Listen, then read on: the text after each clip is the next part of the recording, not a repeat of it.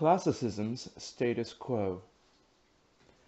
I want to begin by saying that the use of status quo is not meant to be pejorative, rather a literal recall to the Latin meaning, the state of which classicism, the contemporary related ideologies based upon Greco-Roman and Western classical traditions, and specifically classicism as applied to architecture, currently finds itself.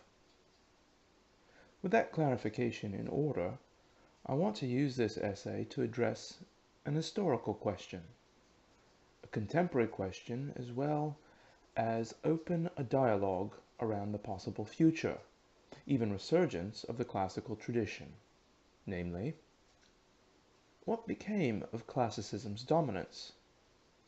What is the status quo of classicism? What are the preconditions for a future classical renaissance? The coup de grace. By 476 AD, the physical city of Rome had decayed into little more than a desiccated husk of its former glory. The sack at the hands of the barbarians was simply a coup de grace, a merciful stroke to end the miserable sufferings of an imploded civilization. Still, classical tradition simmered in the Eastern Empire, among the conquering barbarians, and with the Church. For 1,000 years, this was expressed architecturally through broad styles manifesting classical influences that we now call Romanesque, Gothic, and even the Islamic. And so, in the 15th century, long stirrings began to flourish into the recognizable period of classical Renaissance. The death stroke didn't take. For 4 centuries, from the 15th through the 19th, classicism again dominated the culture and architecture of Western civilization. However, by the early 20th century, she'd given out. There was no dramatic finale, no violent conflagration. She'd simply collapsed from exhaustion. What happened? In a word, industrialization. I know that some of you will protest that industrialization is inseparable from the progress of science, capitalism, revolution, and the philosophies that gave rise to them. I don't dispute that. However, I maintain the position that these and other developments all coalesce into the physical transformation of our world and human culture that is industrialization. The great intellects of classical antiquity, Plato, Aristotle, Cicero, and Vitruvius, none of them could have foreseen or prepared us for the havoc that industry would and continues to wreak with human culture. It is completely unprecedented. The status quo. Architectural classicism, that is to say the contemporary ideologies based on the building traditions of classical antiquity and the Renaissance, continues to lean heavily for its intellectual underpinnings upon the writings of Vitruvius, Alberti, and a handful of other theorists from the Beaux-Arts up until the present. Virtually all of them have operated within the tripartite maxim of firmness, commodity, and delight. Classicism thus concerns itself almost exclusively with the formal articulation and refinement of the built environment. That is hardly a criticism, yet at the same time, it is no longer sufficient. For the ancients and Renaissance men, materials and craftsmen were more or less taken for granted. Wood, stone, bricks, plaster, and to a lesser degree glass and iron, were the materials of architecture, and armies of skilled craftsmen supplied them. Similarly, social structures were fixed around a craft or maker economy.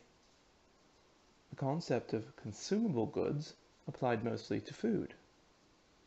architecture was certainly not a consumable, even for the very wealthy.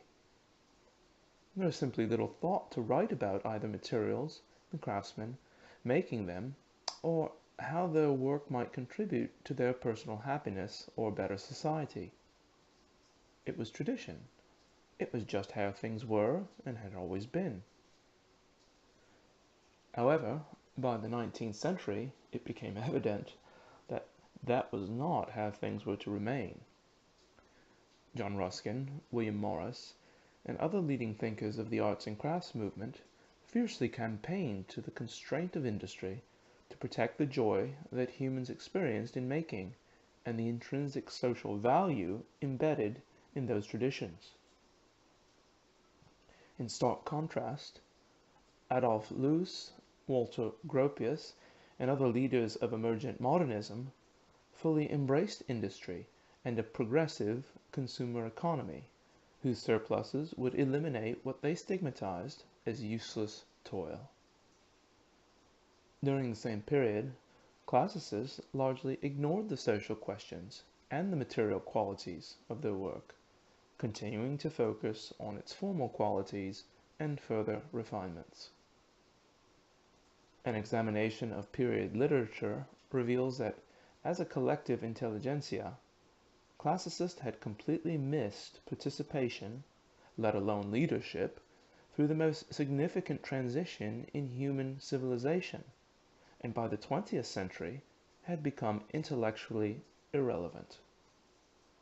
All that remained were the industrial war efforts to destroy by violence the arts and crafts movement, severely diminish classicism, and lift modernism to ascendancy in academia and practice as industry's sole handmaiden. The social, tectonic, ecological, and increasingly economical failings of a built environment, now dominated for 70 years by industrial modernism, has begun to open up narrow opportunities for at least the consideration of revisiting traditional architectural solutions. Lifted upon the crest of postmodernism, classicism has made a small but significant resurgence, particularly in the luxury residential market, and likewise has made minor inroads to claiming some presence in academia. Yet, after a couple of decades of growth, classicism has seemed to more or less plateau as a stable, if minority, participant in the contemporary built environment. What gives? The dialogue. I contend that collectively, as a movement, contemporary classicism still has her head in the sand as far as addressing, in an organized fashion, the ethical, social, economic, ecologic, and material questions raised by industrialization with anything resembling the vigor and coherence of the traditional formal arguments. That being said, many individual classicists are very agitated about the lack of dialogue on some or all of these issues and the stagnation of growth. We cannot look to Vitruvius or Palladio for answers to this current dilemma. Industrialization is unique to our time, and we have to address the broad issues it raises on our own. We have to create, in essence, our own Renaissance. There are a few, really considered at the fringe of classicism, that are leading this conversation. Among them I would count myself, bringing a perspective picking up and expanding upon the work developed by the arts and crafts movement. Also, I would reference Christopher Alexander and Leon Krier with their respective colleagues. Basically, at these early stages of development, I see at least two distinct approaches developing. First, classicism's complete embrace of industry, simply displacing modernism as the preeminent formal language of our built environment, without any vigorous attempt at addressing the aforementioned issues, at least for the time being. Emergent advances in automated algorithmic design and robotic production, including various 3D technologies, are pointed to as a means to convert classicism to the favored consumable architectural product of a global industrial market. Personally, I do not favor this approach at all, not even a little bit, as it relegates classicism to a mere affected style of a rationalized constructed environment, an abandonment of the deeply humanistic germinating power of growth at classicism's core. Instead, I see classicism as reasserting its traditional nature. Traditions only pertain to humans, the placing of knowledge in the commons to be shared with successive generations. Local materials and building customs were embedded in the genus loci, the classical spirit of the place. With cheap, proprietary industrial alternatives and construction systems, materials can no longer be taken for granted. Classicism today must build a philosophy around material qualities in addition to formal ones. Furthermore, it is time for classicism to take the lead in reconciling the seemingly opposite terms of ecology and economy. The classical Greek root eco, or oikos, conveyed the sense of home, but more than that, also of an extended family and estate. Therefore, ecology, oikos logia, concerns itself with the knowledge of the familial estate needed for the economy, oikos nomos, the sustainable management of our living environment, natural and built.